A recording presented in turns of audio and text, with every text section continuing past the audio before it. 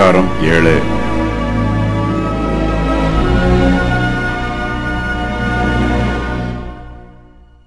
மோசேக்கும் தேவனுக்கும் இடையே நடைபெறுகிற விவாதம் முடிவு பெறுகிறது. மோசே இப்போது தேவனுடைய கட்டளைக்கு கீழ்ப்படிய ஆயத்தமாயிருக்கிறார். மோசேக்கும் பார்வோனுக்கும் இடையே விவாதம் ஆரம்பமாகிறது. மோசே தேவனுடைய நாமத்தினால் பேசுகிறார். இஸ்ரவேல் புத்திரரை எகிப்து தேசத்திலிருந்து அனுப்பிவிடுமாறு மோசே கட்டளையிடுகிறார். பார்வோனோ இஸ்ரவேல் புத்திரரை எகிப்து தேசத்தை விட்டு வெளியே அனுப்ப மறுத்து விடுகிறான். மோசே சர்வ வல்லமையுள்ள தேவனுடைய வல்லமையினால் பேசுகிறார். பார்வோனோ இருதயத்தில் பெருமையும் ஆணவமும் உள்ள ராஜாவாய் இருக்கிறான்.